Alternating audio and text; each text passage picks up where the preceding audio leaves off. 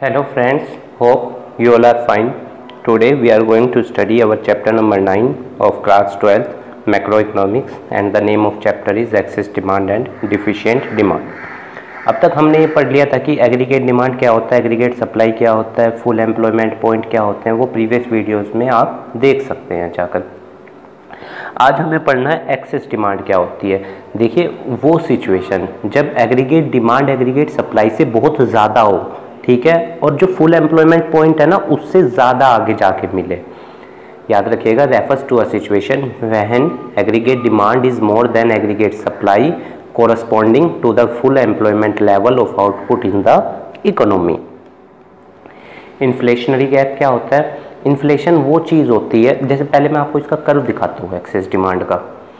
ये full employment point था, पर ये जो एक्सेस डिमांड है ना वो इक्वल हुई वहाँ पे। कहने का मतलब है 120 डिमांड थी पर 100 ही सप्लाई थी, तो 100 और 100 तो यहाँ इक्वल हो गए। अब जो 20 बचा ना फालतू वो यहाँ इक्वल हो रहा है। तो ये जो पोर्शन है ये जो इतना पोर्शन है ये हमारा इन्फ्लेशन है।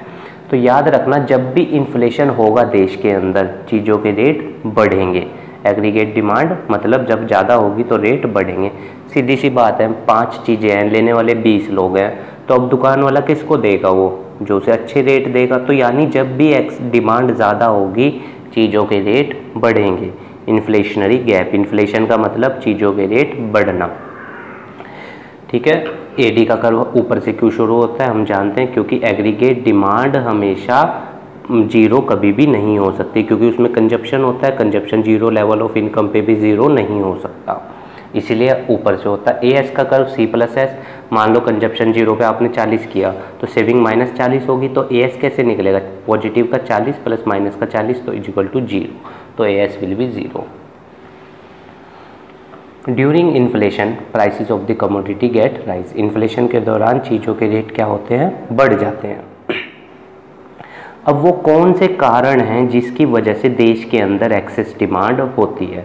Rise to propensity to consume, rise in propensity to consume. देखिए, जब आप बाज़ार में कुछ खाते हैं मान लीजिए, और आपको वो चीज़ बहुत ज़्यादा पसंद आ रही है, तो हम उसको बार बार खाते हैं, तो वही कंज्यूम करने की इच्छा या क्षमता बढ़ जाना।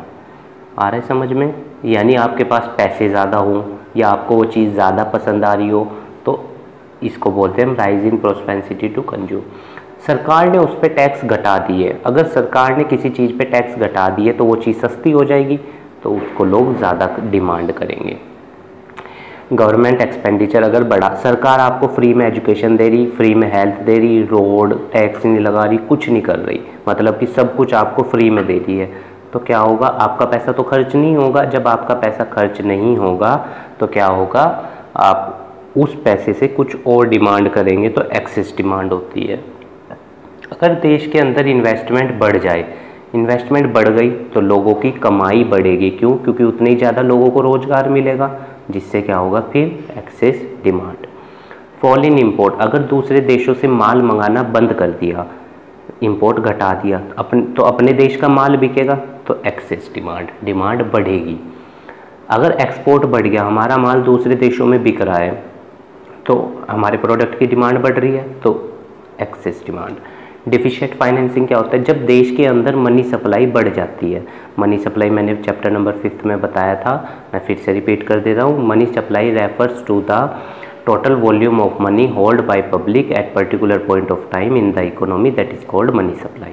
अब मनी सप्लाई जब देश के अंदर बढ़ जाती है, ज़्यादा हो जाती है, तो डिफिशिएंट फाइनेंसिंग हो जाता है, क्योंकि लोगों के पास पैसा ज़्यादा हो जाता है।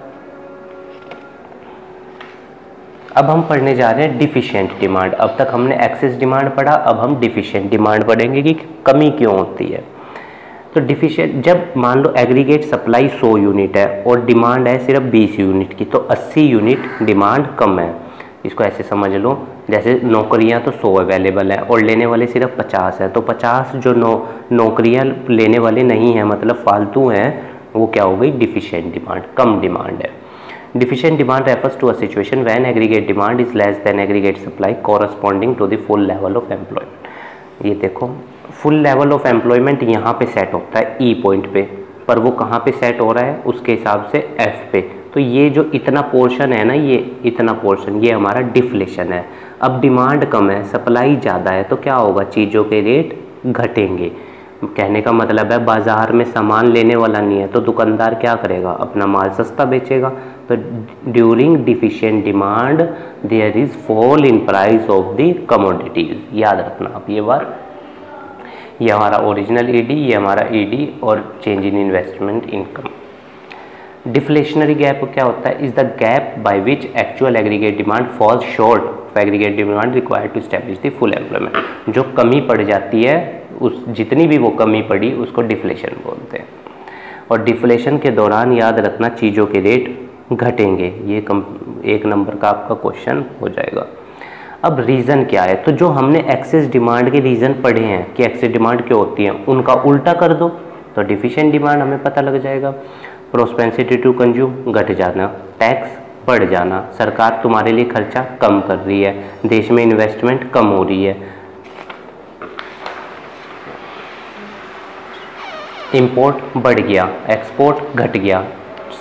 तो यही वो कारण, मतलब जो हमने एक्सेस डिमांड के कारण पढ़े ना, उनका उल्टा कर दो तो डिमांड में कमी आ जाएगी।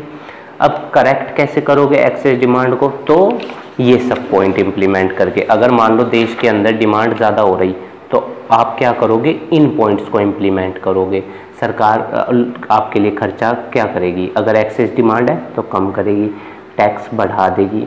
तो जो अगर वो पूछे कि एक्सेस डिमांड को कैसे कंट्रोल करोगे, तो आप ये रीज़न लिख दोगे सारे,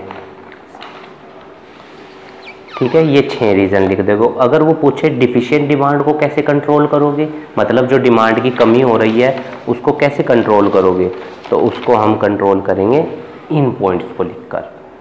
समझ आ रहा है, इसके पॉइंट आपको डालने हैं डिफिशिएंट डिमांड के करेक्शन में, और जो डिफिशिएंट डिमांड के पॉइंट हैं आपको डालने हैं एक्सेस डिमांड के करेक्शन में। उम्मीद है आपको ये चैप्टर समझ में आया होगा गाइज।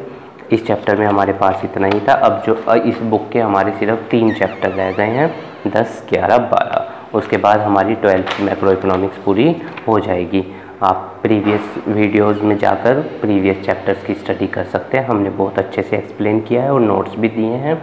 और अगर आपकी इस चैप्टर से रिलेटेड या प्रीवियस चैप्टर से रिलेटेड कोई क्वेरी है, तो आप वो कमेंट बॉक्स में उस वीडियो पे कर दीजिएगा, हम उसका आंसर रिप्लाई आपको दे देंगे। धन्यवाद गाइस, आपका दिन शुभ हो।